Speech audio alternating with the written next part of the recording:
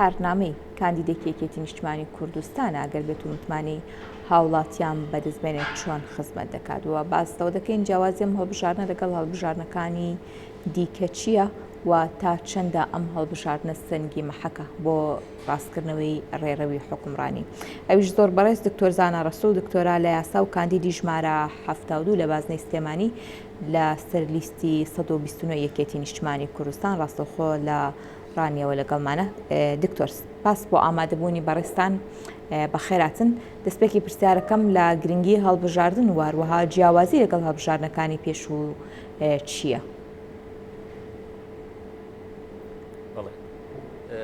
زۆر سپاس بۆ جەناب و سڵاو بۆ بینەرانی خۆشەویست. سپاس. هەڵبەتە گەر باز لە گرنگی هەڵبژاردنی وزارەی پۆلی شەشەمی پەرلەمانی کوردستان بکەین دەتوانین ئاماژە بە چەند خاڵێک بدەین کە گرنگی ئەم هەڵبژاردنە زیاد دەکاتەوە لە هەڵبژاردنەکانی دیکە. سەرەتا ئەگەر بگەڕینەوە چەند هەنگاوێک بۆ دواوە ئەم هەڵبژاردنە لە نەتیجەی چەند وشتومڕێکی سیاسی و یاسایی زۆر لەناو پەرلەمان و لەناو حیزبەکاندا دەستی پێکرد کە سەرەتا لەلایەن یەکێتی نیشتیمانی کوردستانەوە مبادرەی ئەوە کرا کە ئەم هەڵبژاردنەی ئەمجارە بە شێوازێکی نوێ بە هەموارکردنەوەی یاسا بە شێوازێک بێ کە نوێنەرایەتی ڕاستەقینەی خەڵک لەم پەرلەمانەدا بێ. بەڵام بەداخەوە کە لایەنی بەرامبەر سازانی نیشتیمانی نەکرد لەسەر ئەم پرسە نەتەوەی و نیشتیمانیە گرنگی کە لە هەرێمدا هەبوو بۆیە پەنابرا بۆ دادگای فیدرالی بۆ هەموارکردنەوەی ئەم یاسایەکە چوار خاڵی گرنگ لەم یاسایەدا هەموار کرایەوە کە بریتی بوون لە دابەشکردنی شێوازی کورسی پێکاتەکان لە 11 کورسیەوە بۆ ئەم شێوازی 5 کورسیە لەسەر بەشە جوگرافیەکانی هەموو هەرێمی کوردستان نەک قۆڕخکردنی لەلایەن چەند حیزبێکی سیاسی دیاری کراوە هەروەها گۆڕینی کۆمیسیۆنی هەرێم بە کۆمیسیۆنی عراق و پاکردنەوەی لیستەکان بۆ گۆڕینی یەک بازنەی بۆ چوار بازنەی. هەڵبەتەوانە ئەمانە هەمووی گرنگی و بایەخ و تایبەتمەندی خۆی هەیە کە جیاوازی دەکات لە هەڵبژاردنەکانی دیکە کە مەجالی تەزویر کەم دەکاتەوە ناهێڵێ حیزبێک قۆڕغی دەسەڵاتکە ناهێڵێ پێکاتەکان بەکاربێت لەلایەن هێزێکی سیاسیەوە ناهێڵێ کورسیەکان بە شێوازێکی نادات پەروەرانەوە لە پێشوودا هەبووە کە هەر بۆ نمونە پارێزگامان هەبوو کە بەپێی ئەم یاسا تازێ ئێستا نوێنەرایەتەکەی دیاری کراوە لە چەند کورسیشی 20 کورسی بۆ 25 کورسی تێناپەڕێ بەڵام ئەگەر پێشوو بیبینین زیاتر لە 30 کورسی هەبووە بە پێچەوانەشەوە لە پارێزگایەکی وەکو سلێمانی کە دەبینین بەهۆی کەم بوونی مشارەکەی سیاسیەوە کەمترین کورسی پێدراوە کە شایستە و عەدالەتی تێدا نەبوو لە نوێنەرایەتی پارێزگایەکی گەورەی وەکو سلێمانیدا. بۆیە ئەمانە هەمووی گرنگی و تایبەتمەندی خۆی هەیە کە بە یاسایەکی نوێ دەکرێت نوێنەرایەتی ڕاستەقینە و عەدالەتی لە کورسیەکانی پارێزگاکاندا دروست دەکات. هەڵبەتە دەمەوێت گرنگی فەرمو ئەو خاڵی نیەتانە باسی بکەن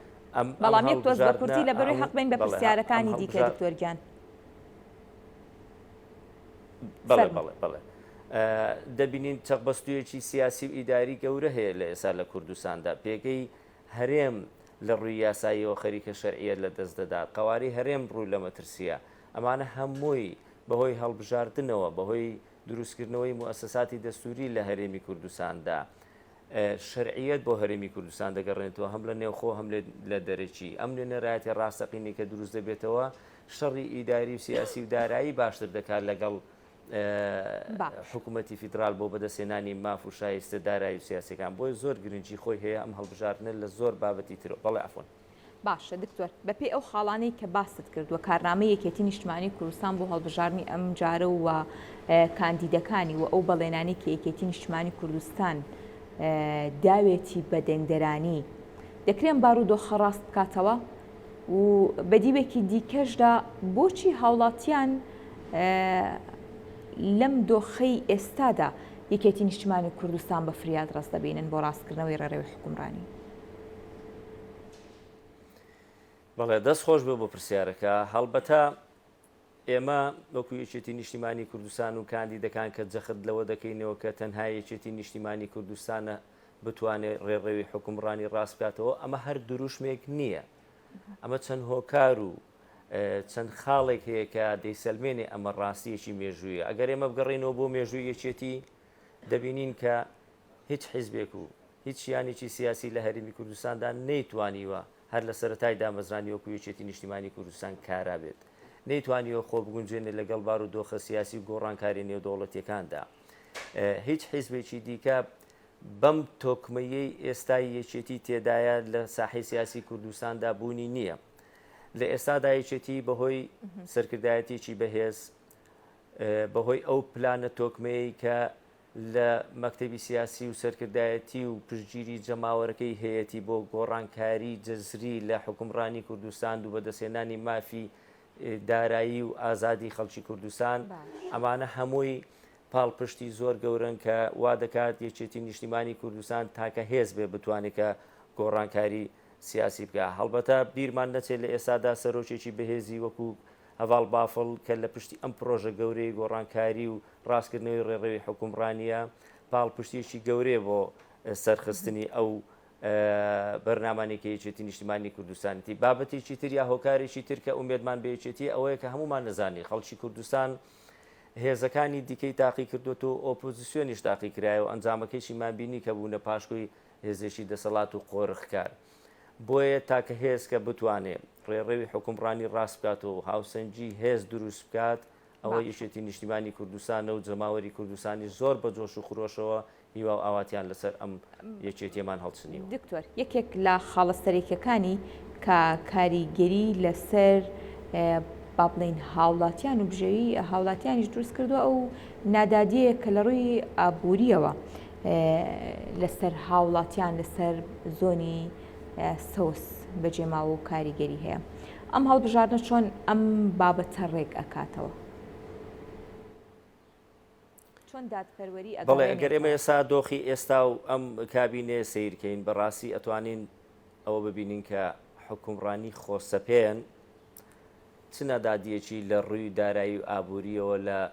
زۆن و پارێزگای سلێمانیدا خوڵقاندووە هەڵبەتە نمونە زۆر زۆرە ڕەنگە لە بەرنامێکی ئاوهادا مەجال نەبێت کە ئاماژە پێ بدەین بەڵام دەتوانین هەر باز لەوە بکەین کە لە دابشکردنی پرۆژەکان لە پرۆژە خزمەتگوزاریەکان لە داهات و سەرچاوەکان دەبینین کە لە زۆنێک چۆن تەخشان و پەخشان دەکرێ و بە بڕیار و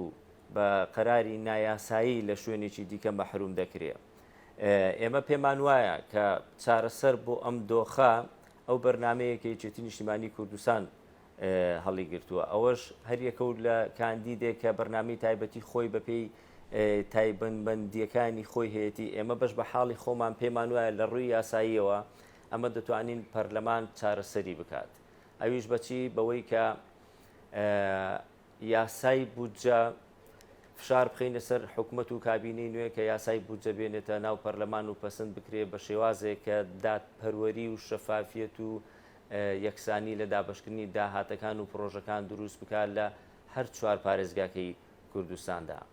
ئێمە پێمان وایە لە دەڤەرەکانی هەولێر و دهۆچیش بە شێوازێکی یەکسانی و دادپەروەرانە پرۆژەکان و داهات دابش نەکراوە تەنها لەو شوێنانە کە بەرژۆندی تەشی حیزبایەتی تێدا بووە ئیستیغلالی داهات و پرۆژەکان کراوە بۆیە جارێکی تر دووپاتی دەکەینەوە هێنانی یاسای بودجە بۆ ناو پەرلەمانی کوردستان کە 11 ساڵە ئەم یاسایە ناهێڵدرێ بە مەقسوود بە عەمدی بێتە ناو پەرلەمانی کوردستانەوە ئەمە یەکێک دەبێت لە کار و بەڵێنەکانی ئێمە کە دەبێت ئەو یاسای بینین ناو پەرلەمان چکرد لە ڕێگەی ئەم یاسایە دەتوانین داهاتی کوردستان شەفاف بکەین و خەرجیەکانیش بە عادیلانە لەسەر هەموو جوگرافیای کوردستان دابش بکەین. باش دکتۆر وەکو کۆتا پەیامەت بۆ سەرخستنی لیستی 129 یەکێتی نیشتیمانی کوردستان چێ و چۆن داواکاری یاخود با بڵێ متمانەی هاوڵاتیان و دەنگدەران بەدەست دێنن چیان پێ دەڵێت؟ بەڵێ لێرەوە داوا لە خەڵکی کوردستان دەکەم کە بە ویژدانەوە بچنە سەر سندوقەکانی دەنگدان سەیری مێژووی حکومڕانی یەکێتی نیشتیمانی کوردستان بکەن لە 19 ساڵی ڕابردوودا کە 2 ساڵی بەدەست یەکێتی نیشتیمانی کوردستانەوە بووە دەبینین کە خۆشگوزەرانی لە ڕووی ئابووری دەبینین لە ڕووی دارایی لە ڕووی ئازادی ڕۆژنامەگەری لە هەموو ڕووەکانی دیکەی حکومڕانی لە هەرێمی کوردستاندا چ جیاوازیەکی هەبووە لە ڕووی سلفەی عەقار سلفەی زەواج سلفەی زراعی پاڵپشتی سندوقی پرۆژە بچووکەکان بۆ گەنجان و لاوان و زۆر پرۆژەی دیکە کە لە داهاتوودا یەکێتی نیشتیمانی کوردستان ئامادەی کردووە بۆ کابینەی نوێ. ئەمانە هەمووی خەمی یەکێتین، بودجە و موچە و قوت و بژێوی خەڵکی کوردستان خەمی یەکێتین، بۆیە داواتان لێ دەکەین بە جۆش و خرۆشەوە بچنە سەر سندوقەکانی دەنگدان و ئەم جارە دەرفەت بدەنەوە بە یەکێتی نیشتیمانی کوردستان بۆ ئابوووریەکی گەشەتر و ئارامی و خۆشگوزەرانی هاوڵاتیانی هەرێمی کوردستان. بەڵێ زۆر سپاس بۆ دکتۆر زانا ڕەسوول، دکتۆرا لە یاسا و کاندیدی ژمارە 72 لە بازنەی سلێمانی لەسەر لیستی 121 یەکێتی نیشتیمانی کوردستان. دووبارە سپاس بۆ بەڕێستان.